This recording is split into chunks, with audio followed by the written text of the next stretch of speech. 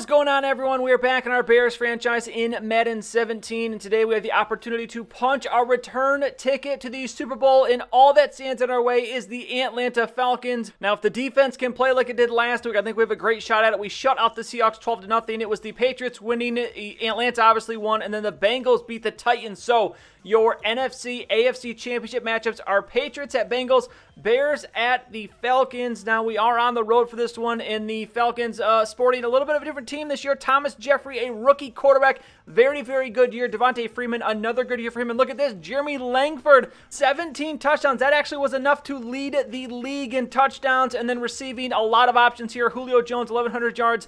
Wolford, Boyle, Crowder, Devontae Freeman also catching balls out of the backfield. So Atlanta, a very scary offense. On defense, 15.5 sacks for Morgan. After that, not really too much there. In the secondary, Desmond Trufant and Keanu Neal, really the only two guys there. So it looks like we're going to try and attack the secondary. As on paper, you see we have the edge 92-85. Actually surprised they're not a little bit higher rated than that. But winning this one puts us back in the Super Bowl with the opportunity to win back-to-back Super Bowls here. But Atlanta, a very, very good team. They always are a very, very tough team to play, and we have got to be very, very good today. Now, as I said, and if you saw last week's video, we played very good against the Seahawks. The defense is really doing as good as they've played all season. So we start this one, Atlanta with the ball first. It's going to be Jeffrey looking, and he is going to find Wolford for the close to the first down here. I get 6 yards on that one, so 2nd and 4 now. It's going to be Freeman with the carry, looking for the hole, but he is going to be taken down, fumbles the ball, but fortunately Atlanta will recover, so another life here, 3rd and 6. It's going to be Jeffrey, the handoff to Freeman. He's got the lane, and he is not going to get the first down, though, just short. Nice tackle there made, as that's going to be 4th and 1, and the Falcons will punt the ball. So into the game now, our quarterback, Zach Dudley, did not have a great game last week, maybe the first game all season since he came back from injury where he did not play well, but still we got the win. As here on first down, it's going to be Melvin Gordon losing 2 yards now, 2nd and 12. Here's Daniel Braverman catching the ball, but a flag immediately going to be called as he goes down, and this one is going to be holding on the offense. So we get some yards back, 3rd and 13 now from the 17. It's going to be Dudley throwing downfield. He's going to find Tyreek Hill. He's got the first down, and he's got a little bit more tiptoeing on the sideline, out of bounds at the 41. Nice pass there, and nice catch play made by Tyreek Hill. 1st and 10 now, as it's going to be Dudley looking for the throw. He is going to find Booker out of the backfield. Takes a big hit, but is going to hold on to that one, as 39 yards are ready for Dudley in the air. Now 2nd and 3. It's Gordon up the middle. Going to be close to the first down. Going to be dropped short, though, at the 50. So 3rd down. In comes the big man, Forston, and he is easily going to pick up the first down as he picks out 5 yards down to the 45, his first carry of the game. Now 1st and 10. It's going to be Dudley looking, and he is going to find the speedster, Tyreek Hill. He's got some room to run down that right side as he will go down inside to the 20, as Dudley's still perfect on the day so far. Now 64 yards passing. It's now 1st down and 10. Going to the halfbacks where we just get it away in time, as Gordon going to try and jump over his lineman, but he is going to be taken down. Is going to get the first down, though. So 1st and goal now from the 8, and it's going to be a rare first down carry for Forston. He's going to take advantage of it as he's going to get the end zone, diving in, and maybe a perfect drive to start this game as we take an early 7-0 lead. It is going to be Atlanta with the ball back here. It's Jeffrey going back to work, and it's Devontae Freeman going back to work here as he is quickly out to the 47, 24 yards for him now on 3 carries, 1st and 10. It's Jeffrey under center, handed off to Freeman once again, and he's got, again, room to run. The nice juke move there. That is going to let the defender catch him, though, as Pernell McPhee going to take him down. Now 2nd and 1, already down to the 27-yard line for the Falcons. They're in field goal range, but Freeman looking for more. He's got the blocks downfield, and Devontae Freeman looking for the end zone.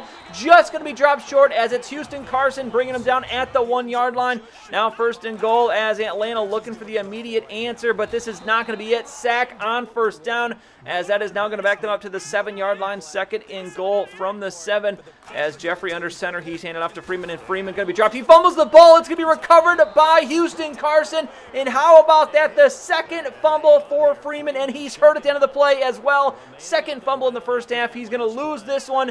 So we take back over here, first play. You know what I'm thinking? Let's go for broke here. Play action. We got Hill going deep. I'm just going to chuck it up there, and look at this dime dropped by Zach Dudley. Perfectly in stride to Tyreek Hill. That is too easy. That is a touchdown. And just like that, as it looked like Atlanta was coming down to score some points, it's a 14-point game, as this game could not have started any better, and it continues, as it's going to be the rookie Henry Lacy in for the sack, as this Atlanta offense is struggling in this first half. 3rd and 18 now. They go with the halfback draw. Jeremy Langford, as you see, Freeman still not back in the game. We'll get an update on him in a second, but we get the ball back here after a nice punt return from Hill. It's 2nd and 10. Halfback counter from Melvin Gordon. He's going to get down to the 37 as he's struggling so far, just 11 yards on 5 carries. Now 3rd and 3 here, looking to keep this drive going as we try to close out the first half. It's Dudley throwing downfield, and this one, quite simply, just a bad throw. This is where you're thinking you're invincible, but you're really not, as forcing that one that is going to be picked off by Desmond Trufant, the one good corner they have. But look at this, 1st and 10.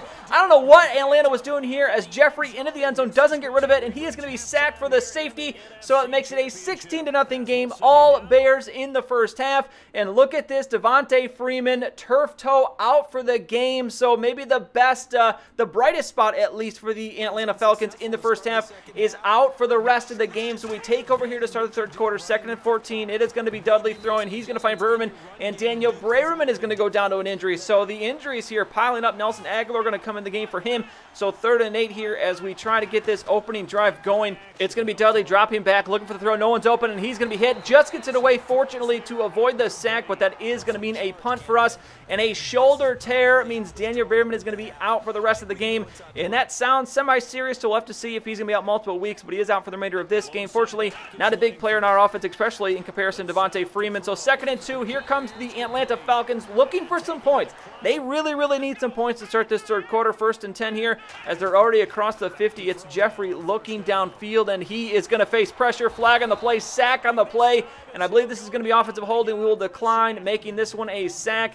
And the bad day continuing. The offensive line not playing well. Freeman, who was playing well, gone now, so it's up to Jeremy Langford, who did have 17 touchdowns, but not a lot of yards for him. And Freeman at the end of that play was injured, so Jake Coker, the former Alabama Crimson Tide player, is going to be in. We'll get an update on the quarterback in a second here, but 3rd and 22. Coker looking as you'd think they just maybe running here, but they're going to go for it here as this is a wheel route, and this is not going to work well. Coker overthrows the receiver. Malik Craig with the interception, and Atlanta, if they could hit a reset button, they would, because this one not going their way at all. We are not able to get any points out of that one. We give it back to Atlanta here, so 3rd and 2 on this next drive. Jeremy Langford, I'm pretty sure he was down there. He put his hand on the ground, but still does not get the first down, and that will bring that drive to an end. Now 4th and 2, Tyreek Hill, you're seeing a punt return, so you know something's going to happen, and something good is about to happen as Tyreek Hill juking his way downfield, outrunning the last man, and Tyreek Hill takes it the distance. Touchdown Bears. And this one basically signed, sealed, delivered, 23-0 in this 4th quarter, and I realize now I don't give an update on Jeffrey, so I can tell you here he was knocked out of the game. So with Jake Coker, clear level difference there in playing ability. So at that point, you know Atlanta's day is pretty much dead as they lose 2 of their best players on the team, obviously on the offense. But that's a killer couple injuries for them, and we're going to take advantage of that as now forcing the game to really just kind of mop up these last remaining minutes. And he's running pretty well, maybe the best he has ran all season. Gets the first down there, so 48 yards for him. And one more play here should do it, as actually it's going to be a knee from our quarterback. And there it is, a 2nd consecutive shutout. This defense playing unbelievable as we're going to win it 23-0.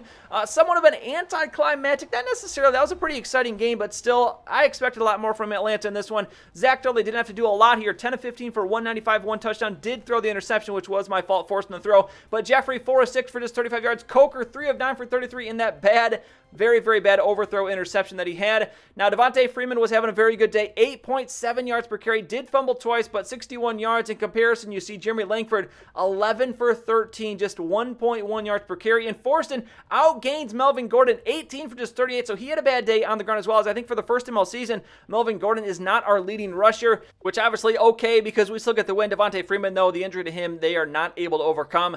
Receiving, Tyreek Hill, 3 for 136 and a touchdown. Also adds the punt return touchdown. Julio Jones, just 2 for 18. Just a bad day passing for the Falcons. On defense, Pernell McPhee leads us with 6 tackles. It is going to be 2 tackles for loss, 3 tackles for loss for Kevin Alonso, 2 for Fuller, Rudd, Salisbury, and McPhee. Sacks, 2 for Henry Lacy, the rookie, 1 for Rudd, 1 for Salisbury, and then half for Floyd and McPhee, as we were all over the quarterback there. We did not get sacked, and then the interception is going to come from Malik Craig and Desmond Trufant. MVP this week, Wanted to give it to somebody on the defense, but I can't deny Tyreek Hill. 124 yards, punt return yards, 1 touchdown, 136 receiving and a touchdown. So a monster game from Tyreek Hill, a big part of this victory. Obviously, the defense was a big part as well. But now let's see, who are we going to be playing in the Super Bowl? Is it Patriots? Is it Bengals? Is it going to be a repeat of last year? And yes, it is. The Bengals squeak by the Patriots. So the Patriots, they squeaked into the playoffs. They made it here, but their Cinderella story, if you want to call the Patriots ever having a Cinderella story, is going to end,